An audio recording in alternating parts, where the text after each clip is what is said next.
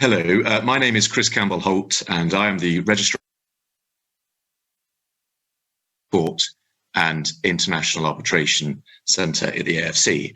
I'm delighted to welcome you all to our webinar today in association with the Astana Finance Days 2020.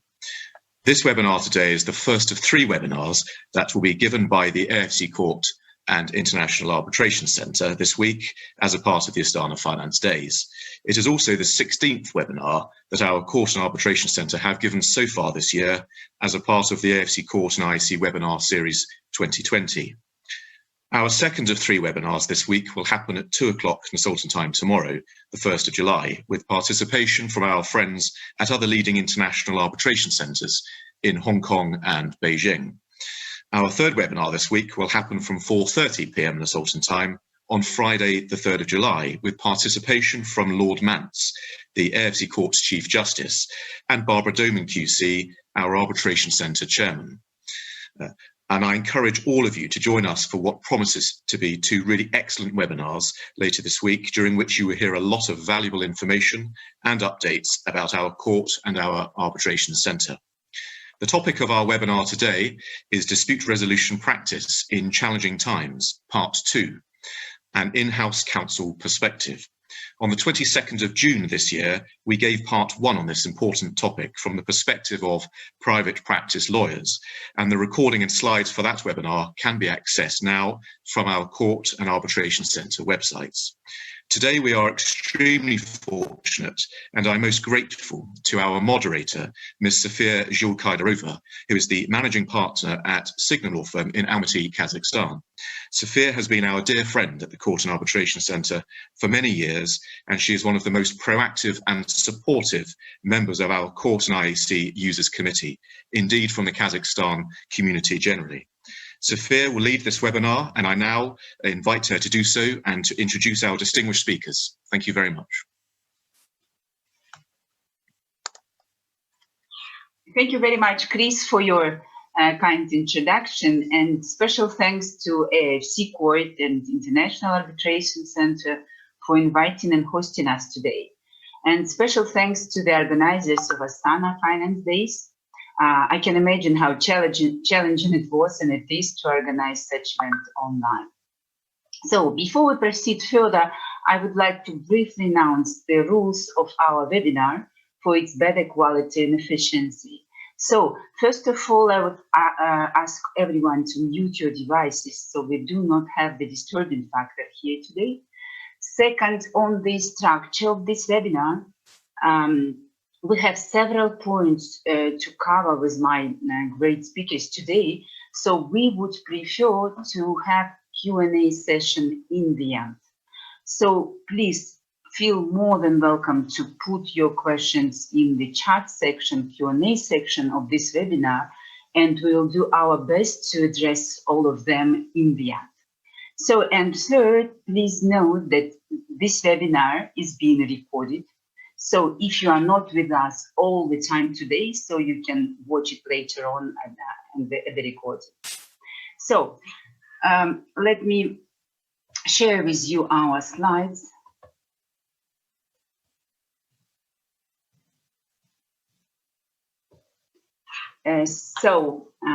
Good afternoon, everyone here at the webinar and at the Astana Finance Days. I'm happy to see quite a good number of attendees today, despite the fact that the format could be a bit difficult to stay active all the time. We all definitely miss the face-to-face meetings and the networking as we had last year at Astana Finance Days. I wish strong health to everyone here, to your loved ones. Let's all stay safe during these unprecedented times. So let me start with our session today, which will all be dedicated to dispute resolution practice in challenging times. So it is second webinar within the series of dispute resolution practice webinars. Last week we had regional firms, heads of the regional firms from Ukraine, Azerbaijan, and Russia, when we discussed their perspectives and what the trends and what is the state of dispute resolution in their respective countries. So, and today I would like to welcome second part of the webinar and it is dedicated to in-house counsel perspective. So let me start from introducing myself and my dear speakers today. So today we have Arman Markashov. He's Vice President for Legal and Compliance of Altynalmas, one of the leading mining companies, gold producing and developing companies in the country. Arman has very impressive experience of being lawyer for more than 20 years of experience working for the majors, working for the international firms. So his practice is is not covering only legal matters, but also the compliance matters. Next, on our screens, we have Olga Safonova. She's Legal and Compliance Director from the Siemens Gas and Power LLP. And Olga Safonova is well known, the in-house counsel in Kazakhstan, also has a 20+ years of experience, and she's been working all the time with international companies. Also, Olga is very popular, let's say, speaker at the events, and she has a number of scientific works and articles done. So welcome, Olga, to this webinar today. And Timur Ilyassov, he's Director of Legal Department of Total, which is oil and gas company, and he's based in Aktau and working for the one of the projects of Total in Kazakhstan. Timur Ilyassov, he's also very mature professional, and he has very very interesting experience and solid background, working both from local big companies and international firms. And his main practice today is negotiations with the government of the terms and conditions for their operations. And the important factor here is Timur is a very beginning author, but very popular already of the contemporary books. And myself, my name is Sofiya Zhylkaidarova. I'm a managing partner of SIGNUM law firm, and I'm Kazakhstan qualified lawyer. Our firm is mainly focused on serving the investors in Kazakhstan. So we are, as a firm, very supportive to the increase of justice in Kazakhstan. So that's why we strongly cooperate and support AFC Court and Arbitration Center activity in Kazakhstan, as we believe that these formations will increase justice in Kazakhstan. So this is my panel of impressive speakers today, and I'm very honored to moderate this session today.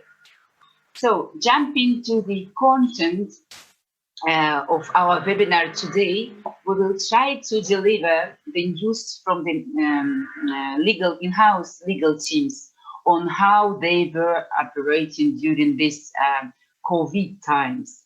And then we will switch to common practices and trends on dispute resolutions from the in-house lawyer's perspective.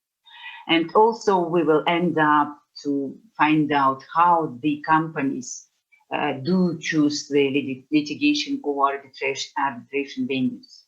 So as you see, our subjects are very wide, and we may spend hours and hours discussing these interesting topics. So, but we will be very sharp, we will be very high profile today to give you general understanding of everything and where the companies are in Kazakhstan. So let me start with our topic number one and stop the demonstration of slides. So on the first item in our agenda, we all know that Kazakhstan announced the state of emergency starting from 16th of March for nearly 2 months. And all of us, we had to work from home to help our medical system to be prepared. So unfortunately, from easing the quarantine measures, we all observe now the dramatic growth of the registered cases. But how in-house lawyers were doing during the state of emergency times, and how in-house teams are doing during the now quarantine times. Can I please ask about it, Arman? Arman, please, could you tell how you are doing during the quarantine and you've done during the state of emergency, how your legal department has been working during that time? Arman, hello, everyone. Okay, thank you. Thanks, Sofiya. Hello, everyone. First of all, I would like to thank Sofiya for the opportunity to leave routine work and communicate with our colleagues, with our lawyers. Yes, we have a good experience with remote work. Our company limited its employees' access to their office 1 week prior to the emergency declaration in Kazakhstan. And in general, this transfer to remote work mode was sufficiently painless for the office employees, since we had already specific special software allowing remote work, such as iCloud, Drives, and Teams in our company. This compulsory remote mode of working proved to be so efficient that it has been decided to keep this mode till the end of this year. First of all, of course, it's related to care about health and safety of our personals, reducing their risks. But in any case, the need to work in the office still exists. Therefore, a part of our personnel will be coming to the work. However, the choice of such employees was based to the necessity of the physical presence at their workplaces. In our company, we adopted a regulation governing the remote work mode. And it's quite probably that in the future years, I think the number of employees in their office simultaneously will not exceed, I think, 30%. Something like that. Thank you, Arman. It's nice to hear that companies are adapting to this and very flexible to these new conditions and new reality. It's a very new terminology used nowadays, that we will have all the new reality in our life. And Timur, as our webinar is dedicated to dispute resolution, would you please tell what you do observe in your dispute resolution nowadays? Thank you, Sofiya, for giving me this opportunity to first of all to be here in this wonderful webinar organized by your sponsor. So I can say that in total in Dunga, we are working for the field called Dunga in Aktau. We are of course shut down, complete shutdown. The whole office is closed, and we, as you know, the Aktau is under particular pressure from current COVID issues, and we have one case, one litigation happening in Astana City Court, and we saw that the first reaction of the authorities was quite difficult. They were struggling to organize their work and to reflect and to react on these challenges, and there were particular delays when they were responding to our applications. There was attempt with the city court to use the electronic cabinet established by the Supreme Court website, but unfortunately, in reality, didn't work out, since the electronic hearing organized with this platform didn't allow for more than 3 participants, including the judge. So obviously nobody in government realized that nobody was prepared for this to happen in real life. And now probably the government need to make their lessons learned in order to be prepared for future responses. So our case was then moved to WhatsApp video meetings, which was quite strange, to be honest. Also, we noticed that we didn't see any problems of filing the documents. As you understand that according to the civil procedures law, the judge needs to verify every evidence, every document in original. However, due to obvious difficulties with COVID, they were happy with just the scanned PDFs emailed to their accounts. And we have this case going forward without further delays, and all the participants made up their mind and made themselves comfortable with this position and with this circumstance. So in general, to summarize my input, I would say that it was challenging from the beginning, but in the end, all the parties, including the court, found their way forward. Sofiya, I'm done. Thank you very much, Timur. I mean, you during this stressful time, you even had the one case run electronically in Nur-Sultan. That's great experience. And Olga and Siemens, can I ask you, please, did you work during this state of emergency, and what are the working schedules now in your company or in your legal department? Thank you, Sofiya. Hello, dear colleagues, to all colleagues who hear us now. We in Siemens Kazakhstan, we definitely worked all the time, but we have been working in home office regime since state emergency was announced from March. Actually, in Siemens, we had such a home office regime earlier. As said Arman, we also have all necessary tools, electronic tools to work distance. And now in our office, we have only 15-20% of employees. I am personally working online, and I am in the office only when my physical presence is required. Okay, seems like everyone adapting very well to new realities. So, and if anyone has something to add, or if you don't, can I please switch to the second question of our webinar and second topic we wanted to cover today, which is common practices and trends on dispute resolution.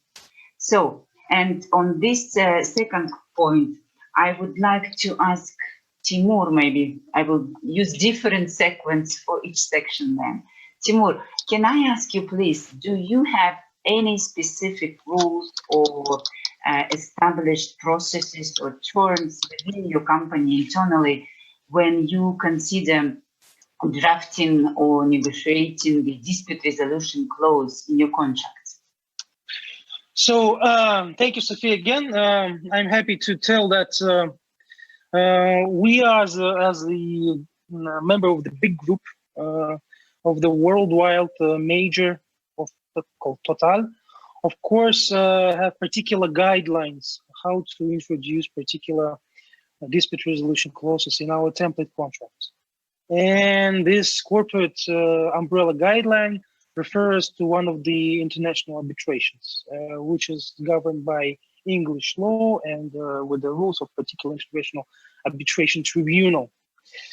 That is the rule of thumb for the company, and this particular measure protect us from obvious risks which Kazakhstan has. We all know that Kazakhstan, as an emerging economy, has particular corruption issues, and sometimes investors don't fully feel comfortable of going to the local courts in order to protect their investments, and that's why this is the common practice in Kazakhstan.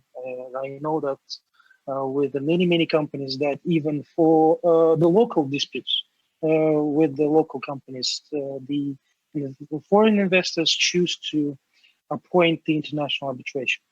This is of course, this is very expensive. This is much more expensive rather than going to the local court. It's could be difficult, could be lengthy, and however, taking into account all the political, legal, and corruption risks, it's worth it. In the same time, in our template contracts, we have a particular clause that allow us to go to the local courts if we have particular debt collection issues. For example, if our contractor don't have particular debt with us, and of course it could be quite unreasonable to go to international arbitration to collect some minor amounts of the debt. And we have a particular clause which allows us to go to the local court to collect it. And in general, we have this dual dispute resolution clause, which works quite well. For the experience which our company have, we have, in our history, we had 3 international arbitration cases. Most of the cases, I mean, all of them were positive for us. However, our experience showed that the investors, the companies, before going forward to the arbitration, need to explore all possible early dispute resolution measures, including mitigation. Because every time when you go to arbitration, it costs a lot and drags a lot of human resources. So that's what can I tell? What I can tell, Sofiya. Thank you, Timur. Just for clear understanding, how you do differentiate local courts and international arbitrations, you said. How you do choose when you draft your arbitration clause in the contracts? How you make a decision whether to establish local courts or arbitrations or the international ones? Yeah, so we do the following. We have a particular clause which says that if the company, us, Total, Dunga, has any claim against the local company who owes us a particular amount of money, we have reserved the right to go either to international arbitration or reserve the right to go to the local court. If we consider that the amount of the dispute is quite low, we can choose to go to the local court. But if, of course, the stake is quite huge, of course, we may consider go to international arbitration. So the right is with us, with the company, and not with the other party. So this is how we craft our contracts. It could be the way it is. Also, this arbitration clause protects us from unreasonable claims from the market, and we all do understand that working in Kazakhstan, working as an international oil and gas company in such an emerging environment may create environment of people who could use us, who could attempt to use us and to drag us to litigation just to earn their money. And this arbitration clause also protects us from this kind of claims, from crazy contractors, from crazy partners which become too litigious and try to make us cash cow, as English people say. That's a very interesting position, that you have a choice in the contracts and the choice is up to you, yeah? Yeah. Very interesting experience. And what about Siemens, Olga? Do you have any rules in this respect in your company? Yes, sure. We have common internal approach how to choose local or international arbitration. We even have a special table of threshold according to depends on sum of contract.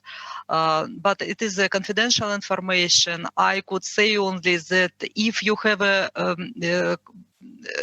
have a profile cases which exceed several million euros, we definitely choose well-known places like LCIA or ICC arbitration in Paris, and English law as applicable law is the governing law.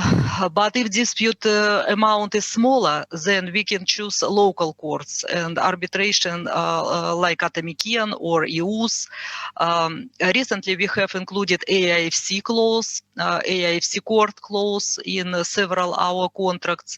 And also, I recommend to my German colleagues in Siemens to use AIFC arbitration, IAC, because it is a very, very high qualified judge, foreigners, absolutely independent, and cost not such big as we will take London or Paris.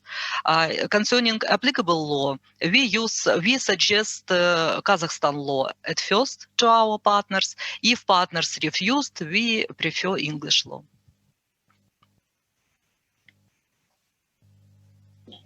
Did I understood correct that if in the contracts you have international element, then you can, I'm talking about the contracts below the threshold, yeah? And if you see the foreign element there, then you can include AIFC court and arbitration center. But if it's too local, if it's local contract, local law governing and small cases, then you can go to the smaller or to the local arbitrations, right? Or the courts.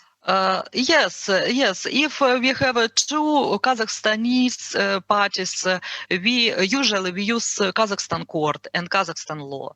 If we have a partner abroad, international partner, practically 90% we use arbitration. Okay. Thank you very much, Olga.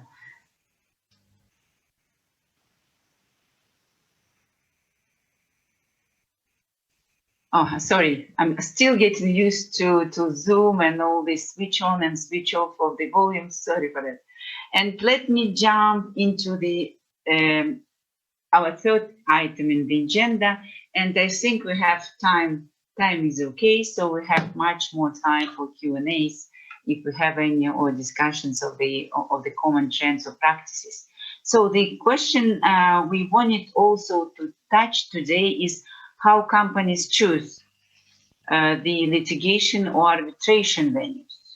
So it's very interesting because in Kazakhstan, as we all know, you can litigate in traditional courts, and arbitration is not very famous yet still, I would admit, but for like last year and last 2 years, I could observe that our clients more and more they do choose arbitration for their dispute resolution. Mainly it's because the traditional court system is too busy, or I wouldn't say that quality is better or worse than arbitration, but there is a real tendency that companies are trying to choose arbitration for their dispute resolution. And arbitration, not only the ones which are locally established, but also those ones like popular ones for the high-profile contracts like LCIA, ICC, but also someone in between, combining maybe the best competitive advantage, AIFC being at the same time locally present, but using very good and very strong international background and international processes in their work. So on the question number 3, I just wanted, if I may, start with Olga. Olga, could you please tell how Siemens or you personally do choose arbitration, and why you choose arbitration, and which pros and cons you see in arbitration? Screen is yours, Olga. Thank you, Sofiya. It's a good question for every in-house lawyer. And let me start replying for the question by clearly stating the advantages and disadvantages of arbitration from our perspective. Nowadays, alternative dispute resolution, so-called ADR, becomes very popular. Many companies use arbitration or mediation instead of traditional court system. Companies frequently choosing arbitration and considering the prevalence of arbitration clauses in contracts today. For in-house lawyer, it's very important to take into consideration the advantages and disadvantages of arbitration proceedings before entering into such an agreement. So what are the advantages? First of all, cost. Generally, arbitration proceedings will result in quicker dispute resolution than in the court system. This in turn results in low overall costs. For example, AIC arbitration is now promoting zero-cost arbitration, which definitely looks very attractive for us. Informality. To my perspective, arbitration proceedings are far less formal than a trial. I find that procedures and rules are more relaxed and simplified. Next one is privacy and confidentiality. Next one, final decision. It's very important. If you won, this decision will not be appealed. Also, possibility of judicial enforcement not only in your country but in other countries also, according to convention about arbitration. If we talk about disadvantages, it is the inability of appeal, it's lack of formal discovery, discretion of arbitrator, because all of you knows that arbitrator could make a decision without written form, without any explanations. Next one is rising costs. If your profile case not such a big sum, it's not mutual to go to arbitration because cost could be several million euro. I could indicate also arbitration unsuitable for multilateral disputes. It's very convenient to have arbitration if it is two parties. If it is a 3, 4, 5 parties, court more preferable. Arbitration cannot forcibly involve third parties. Like a court. In court, you could attract several parties on your side, but in arbitration, it's not possible. So arbitration can be very attractive alternative to court, but the pros and cons of arbitration should be carefully considered.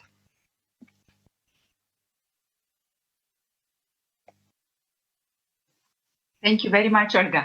It looks like you have very clear and precise analysis what is good and what is wrong with arbitration, and it's like a subject for a separate masterclass maybe on online platforms. So this is very important for international companies to see what is mutual for concrete case. Mm-hmm. Yeah, thank you. And can I ask Arman, please? Arman, what do you use normally in your dispute resolution clause in the contracts? Which do you use arbitration or do you use traditional court system? Both. With the resident, we use traditional court, local courts with the residential, and Kazakhstan international arbitration. It's easy with the resident, but it's a little bit complicated with non-resident. And so currently we're updating our model contracts, and we have considered the possibility to engage Astana AIFC arbitration court, arbitration court. And what we did, we updated our model contracts and proposed to our executive board. We proposed it to our executive board, and we are expecting this decision in the nearest future. But you know how it's useful to have this type of webinars. I think after these webinars, we have to review again and check maybe with Olga, and we review, and we think to maybe we have to change our system in accordance with the Siemens system in Kazakhstan. That really was interesting and useful for us. Thank you, Olga. Thank you, Arman. And just a question to everyone. When you choose arbitration in Kazakhstan, for example, like Altynalmas or AIFC arbitration, comparing to international arbitration like LCIA, ICC, and other famous ones, what would be the main for you criteria to choose? The criteria, being located somewhere in more, let's say, civilized countries, or it's only money thing, like if a claim having threshold, then I go to London. If it's below thresholds, I can do it locally. What would be your main criteria when you choose it? I can try to answer that, Sofiya. Okay. So unfortunately, we didn't have any experience working with the local arbitration courts. There was particular discussion in our teams to do that, but we kind of take up our time to see whether this local arbitration, international arbitration organization would mature to particular extent and deserve some reputation in order to be a trustworthy institution for these cases. But I do believe that local arbitration organization, including our sponsor, would be, of course, a much cheaper solution. First, it is a local solution, so you don't have to travel to London and Paris. So this is just a travel to Nur Sultan. And I heard that, for example, our sponsor provides particular discounts for first-time clients or particular programs, making the payments more flexible and the burden more flexible, and introduce some particular programs to make the litigation faster. That's what I heard when we remember, if you, Sofiya, you remember that we've been in one of the events organized by the sponsor, but we never tried it, and we have these plans. Probably it will happen maybe next year. Super.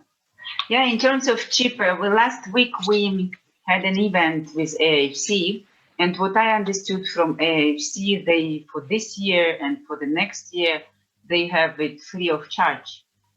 They don't charge you the fees, the court fees. And what I also understood that, so if you go to them to litigate or you file the arbitration claim, you only have to incur your own expenses, and you don't pay to the court, and court itself pays to judges for the administrative stuff and so on. So I think that the best competitive advantage, I would say, using the English judges in a panel for your case with the zero expenditures for your company, that could be very attractive. Let's see, and maybe later on representatives of the C court can switch on and tell us. What I understood, they have more than 90 plus cases already now, while they're being established only like what 2 or 3 years. So looks kind of very promising and looks very attractive for the time being. So what I wanted to say that I think we more or less covered our topics today. If anyone has to add anything, or maybe we have questions to each other, you could exchange your experience coming from the big companies, and maybe you could have questions to each other. Or I would ask our organizers to open up questions for us if we have any questions in our Q&A session. So let's watch, where do we find them? Chat. 1 second, there is one question here. And the question is from Arda Idayatova. Thank you very much for the question. And question is, one-sided jurisdiction clauses are not supported by Russian courts. Don't you expect the same approach by Kazakhstani courts? The question is that let's make an assumption that understanding is that when court jurisdiction is with one party and second party didn't agree to this jurisdiction, so then Russian courts do not support such claims and question the jurisdiction. So, and the question is about Kazakhstani courts. Do we think they will support it or not? Is anyone ready to answer? No, I think Kazakhstan courts also will not support such cases because contract is a mutual agreement between parties, and the arbitration clause needs to be agreed by above parties. If one parties prefer one arbitration and another parties not agreed and no arbitration clause in the contract, it is an arguable situation, and I think our courts will not support it also.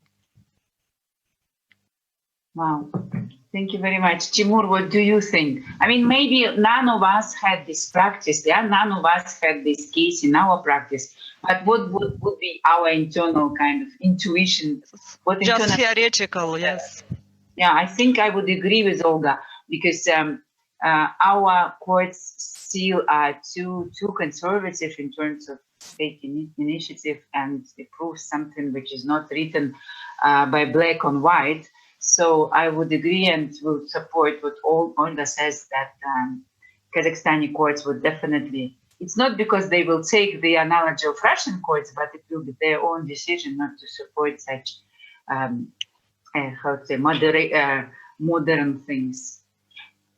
So I do agree with you, Sofiya. I do understand that the approach used by the Russian courts is practically the same. And if one party choose particular arbitration clause, they need to agree with the other party in advance, and this is just a black and white thing. And no local court would decide otherwise. So I completely agree with you. I think it will be a bit different for arbitrations, because if in the contract side, for example, signed by both companies, it says that disputes shall be considered in arbitration, but without mentioning which arbitration, then I think the arbitration courts, they are more, not a modern, let's say, but they will, I think, accept this claim to be considered in their arbitration, because they are more or less are trying to be within the trends and understanding the reality. So, do we have any other questions from the group? 1 second. We have another question here. The question.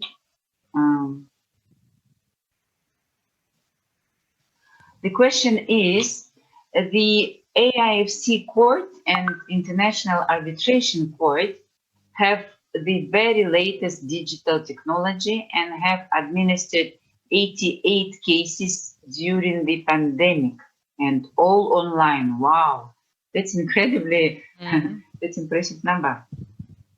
How critical do you think such online digital technology will be, not just during the pandemic, but also after the pandemic? So the question is digital technology, which was for sure important and essential during the pandemic, what do you think about future? After the pandemic, will it be popular still and common? I could say from Siemens side that we have several cases already in our courts, distance, and sometimes microphone or equipment not such good, and we could not hear each other. But I think it is our future. We will use such equipment in future, and it's very important to have a good communication between regions, and it's very convenient. It is a cost cutting. We need not to travel to another region. You just you're just sitting in your office, or you're just sitting in court of Almaty, and you could decide setting some disputes. I think it's very, very important, and we will use it in future. Yeah, what do you think, Timur? Arman, what do you think about online? Yes, I can add that. First of all, I agree with Olga. Yes, I think it's a matter of time. It's a future, and really, it's a safety of costs, and it's useful for us, for the lawyers. Yeah, absolutely, because even sometimes we have like a second part of us being lawyers, being conservative. We want to see the reactions, we want to see the body language, even that there are problems with the supplying the evidences online and in real life. But still we have to be flexible and admit that we are in 21st century, which is too digital and too online and remote. Yeah. And 88 cases in AFC court, it's very, very impressive. I've seen myself during the pandemic how our traditional courts work. It was really difficult for them. Despite the fact that online hearings, they were practiced long ago. For example, for some clients to save costs, we were not traveling to regions. We were suggesting clients to take a part in video conferencing, and we know what nightmare it could be sometimes. But still, country is growing and we're all developing. Let's see, I think there would be the technical progress in developing the technology. So if, can I switch on to question number 3, please? The question is from Bibinur. Thank you, Bibinur. What problems, if any, have you experienced together from trying? If anyone had any problems when we were trying to enforce the arbitral award here in Kazakhstan? The question number 1. And the question number 2 is, why not use the AIFC court to assist, as it can do with its special step-by-step enforcement system? So, if any problems with enforcing the arbitral awards in Kazakhstan, and second, AFC, as I understand, has special system for enforcement of the awards, and maybe it's just a recommendation, not a question, yeah? So, can I ask someone to answer, please? I can try. Timur, please. Yeah. So we had one case we successfully enforced the international arbitration decision.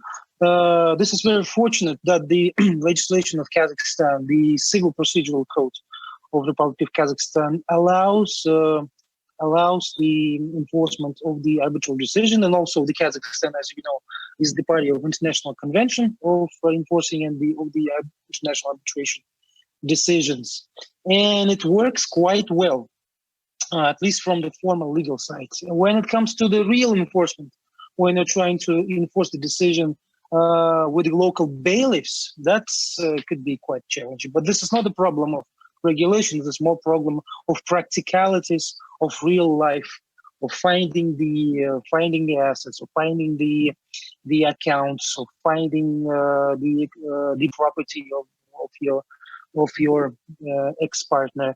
But that's the problem. But from the formalities, from the legal standing point, I didn't see that we have any insufficiencies in our legislation or whatsoever. For the second question, why not to use the Astana International Arbitration Court? As I understand, this organization has the same status as any other international arbitration. So I believe that they're using the same international convention, and the same clauses with the Civil Procedural Code when they are enforcing their decisions. So maybe I didn't get the question right, but my answer would be that there's no difference. And the Astana International Arbitration Court can do nothing else, nothing special for these purposes. That's what I know.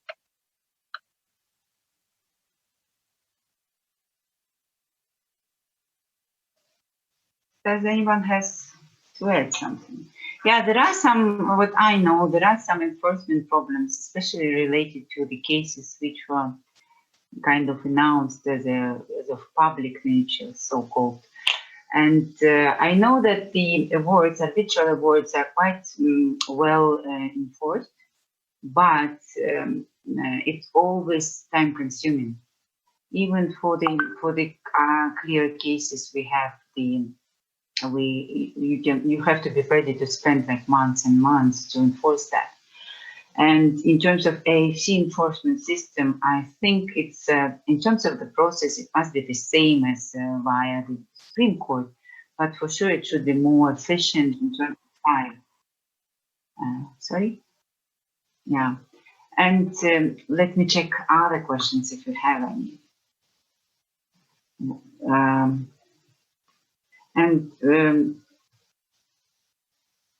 When we had AFC event last week, I remember that AFC representatives, they were explaining and presenting the enforcement. It's still someone's mobile. And AFC representatives, they explained that they have a separate enforcement procedure. They have, how you call them? Исполнители частные, the private executors. Bailiffs. Bailiffs, yeah. They have an agreement, separate arrangements with bailiffs, and they also have the with the court memorandum of understanding, and they have a special procedure of enforcement in terms of time. It's quicker, what I understood, but I think we can address to AFC courts to maybe make a press release or do the recommendation to the practicing lawyers on what are their differences in terms of enforcement. I'm sure they have one and very solid. So in terms of other questions we may have here, 1 second, I have a question. How do your respective companies, 3 minutes, okay, let's address one last question and we finish. How do your respective companies' counterparties, especially non-residents, react to proposal to use AFC law as governing law in a contract and or AFC court as a resolution forum? I think Olga already touched this subject. She said that she was recommending, I think you recommended to your German colleagues in terms of choosing the dispute resolution place and forum. You recommended the AFC court. What was their reaction? Were they accepting it, or they were against that, or what was their reaction? No, I just need to correct that we could not use AIFC law. We just use AIFC clause or applicable law. We, as the German company, we use German law. And when I recommend my German colleagues who has a contract with our Kazakh local partner, they ask some recommended arbitration clause. I recommend AIFC arbitration or AIFC court, because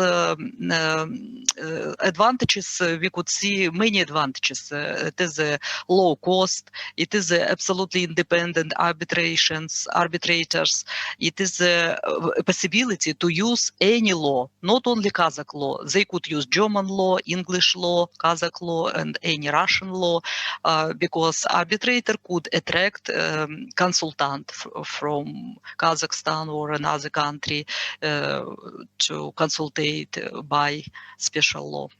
Yeah, thank you very much, Olga. I think we have to be clear to differentiate the AIFC law as a governing law for the contracts and AIFC court and arbitration as the place for our dispute resolution. And I'm pretty agree with you that AIFC law might be looking too new, too unknown for our traditional systems, but as a place of dispute resolution, I think AFC court and arbitration center can well be accepted by the wide community. So, can you see the slides now? Can you see slides? Yes. Yes, Sofiya, yes.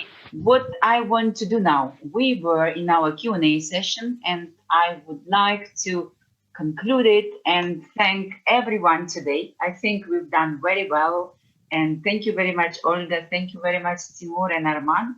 I think it was very understandable, and it